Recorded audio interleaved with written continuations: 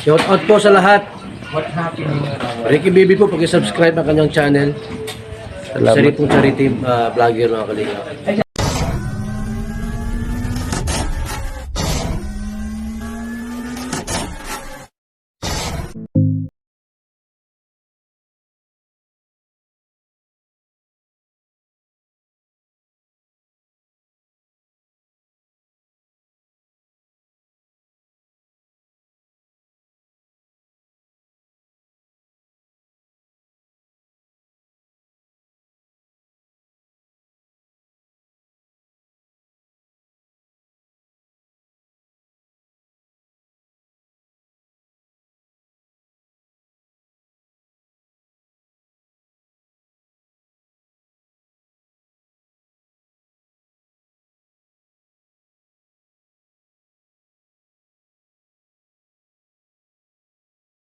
Guys, morning. May aso tayo dito. May aso, matapang. Dito po tayo sa isang bundok. Nagpasyal po tayo dito. Ganito sitwasyon dito ng mga bahay. Pero isang lugar lang po ito na sa magkakapatid. Magkakapatid po sila dito. Guys, meron po akong pupuntahan na isang binatang matanda. Matandang binata, baligtad pala tayo. Ito. Ito yung tirahan niya. So baka tingnan natin, baka may magagawa tayo dito. Ito yung tirahan niya, oh.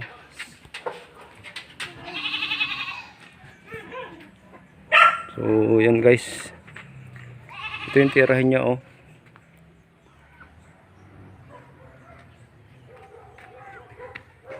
Sabihin na nga natin na tagpi-tagpi. Pero yan eh, ganito talaga ang buhay ng tao. Nandito po siya. Ayan o. Tingnan mo eh, pagturugan. Ito guys, pakita ko sa inyo yung loob. Pakita ko yung loob. Ayan o. Medyo madilim. Wala nga ilaw dito. Tuway mo nga. Ito guys, oh. Flashlight lang siya. Ang ilaw niya. Wala siyang kuryente. Nandito na lahat. Nandito na lahat. Para may naalala ko guys na isang video ko sa nakaraan, yung may matanda pong mag-asawa na isang basurera. Ganito rin ang sitwasyon eh. Ito yung loob lang ng bahay niya. Oh. Ito lang, oh. Siguro mga 1.5 meter by 1.5 meter. Dito lang siya. Dito rin yung paglulutuan niya. Yan ang kama niya. Lupa pa to. So, apaya mo lablaban natin. Bakit di mo nilalaban yung mga damit mo? Di mo malamok? Hindi malamok dito? Dalang sa paminsan ba?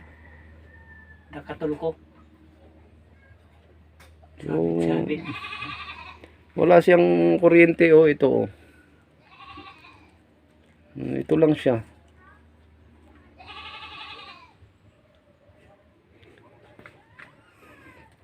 So ito guys, meron po tayong dalawang sponsor na hindi ko naman sinabi na dito ko ilalagay. Total wala pa naman tayong pagbibigyan noon. Gusto ko itulong muna sa kanya. Pupunta ako ng bayan ngayon. May bigas ka? Meron ba? Binili ko. Kilo-kilo. Okay lang yan, okay lang yan. Basta meron. Ano yan, ulam mo?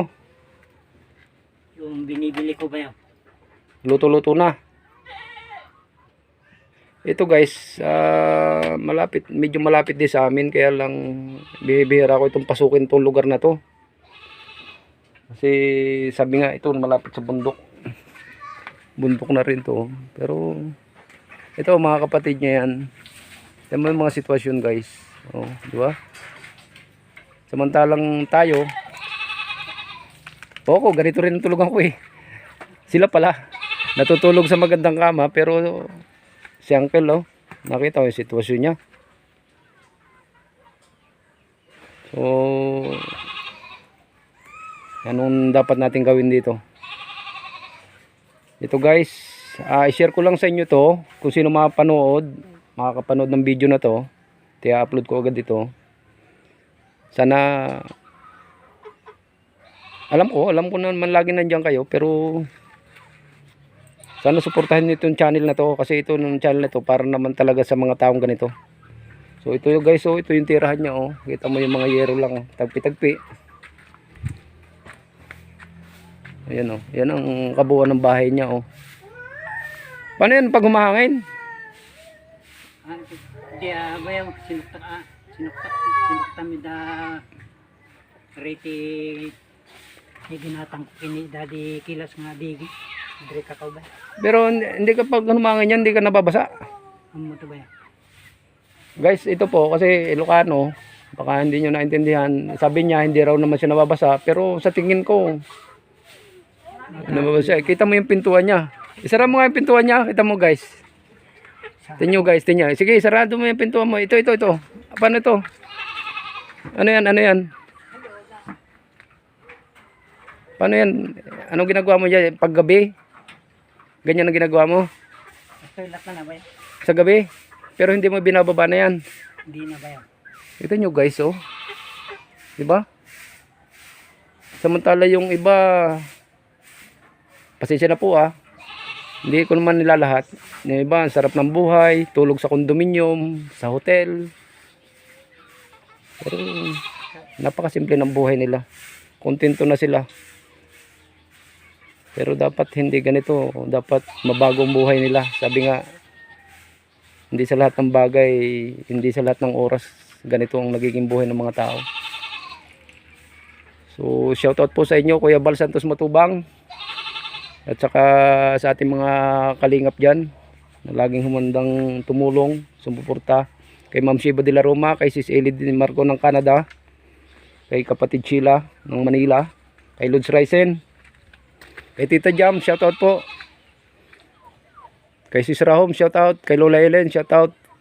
Sa inyo lahat dyan guys, sa mga kapanood ng video na to.